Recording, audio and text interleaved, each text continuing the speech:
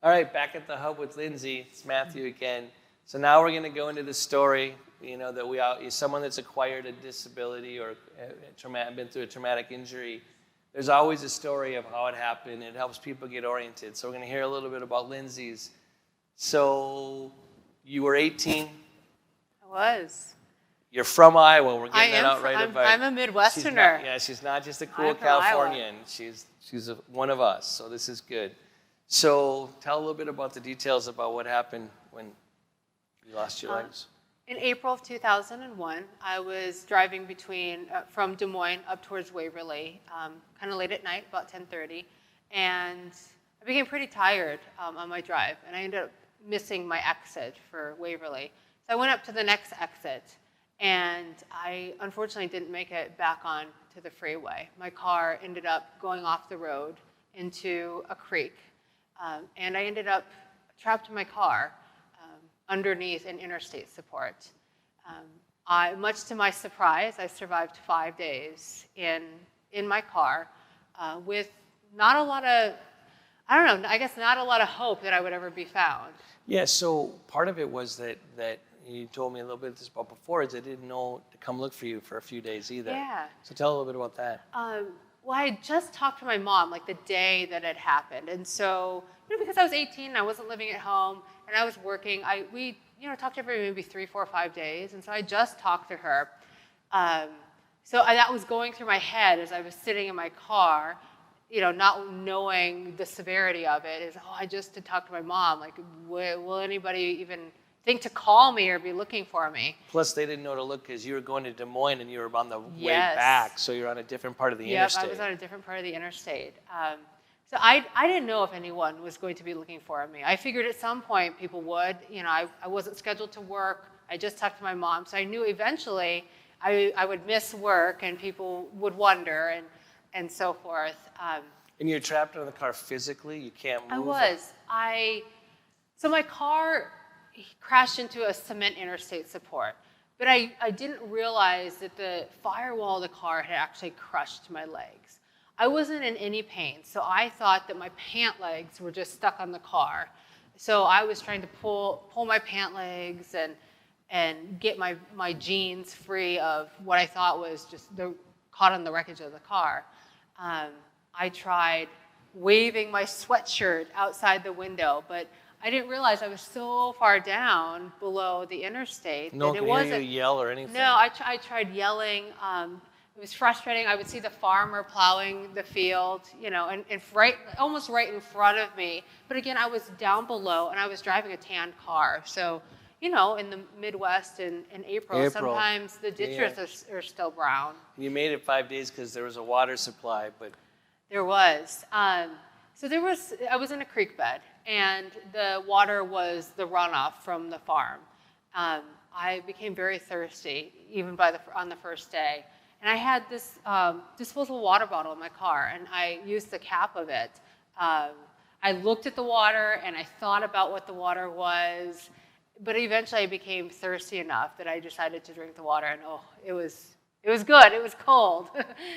Were you keeping track of time? I did. I mean, 5 days is just like so long. Yeah, I don't know what made me do that. The night of my accident, I came to at some point, and it was still dark out. And for whatever reason, I made a mental note of that.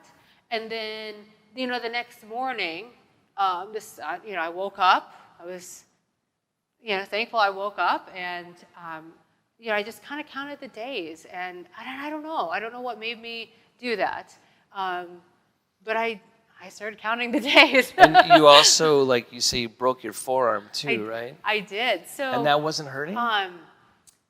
So let's see. Gosh, initially, the first thing that I noticed was my teeth, and you can't tell now, but I have 5 top teeth, and I think 4.5 or something like that on the bottom that I was missing. I had just had my braces taken off like just a few months before this accident. So I thought, oh, darn, all the hassle of braces and all the pain of braces. So I noticed that because I kept tasting and feeling things in my mouth, and it was teeth that had been knocked out that I was spitting out. And then I forgot what your question was. Doesn't matter. So you That's just okay. kept waiting, and then it just I finally did. who found you? Two Iowa Department of Transportation workers found me, and it was purely by accident. I mean, it was they weren't out looking for me.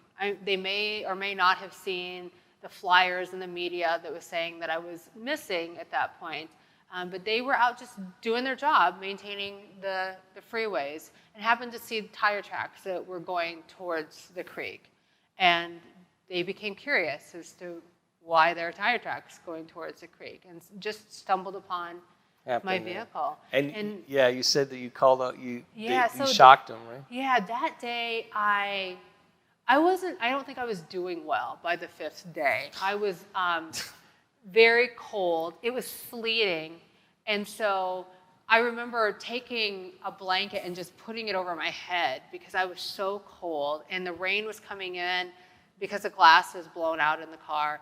And so I just covered up my head, and I kept thinking, I don't know, am I ever going to be found?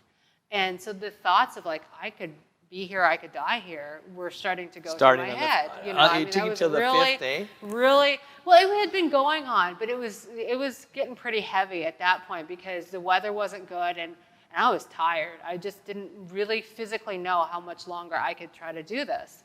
And so, I heard this voice say hello, and I don't remember my exact thoughts, but I do remember thinking, like, am I dying? And then I responded, and I had heard that they were really shocked that I was alive because they expected to find someone who had been deceased or was at least unconscious. Right. But believe it or not, I was able to give them my parents' information, like phone numbers and all this information. And it checked out.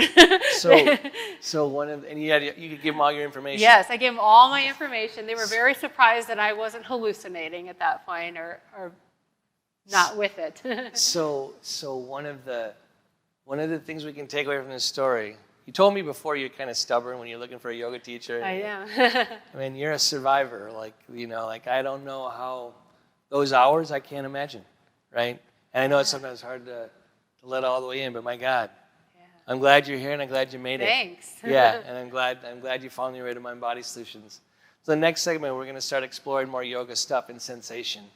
Sounds great. Yeah. Thanks for watching. At Mind Body Solutions, we train yoga teachers and healthcare providers from all over the world. If you'd like to learn more, check us out at mindbodysolutions.org.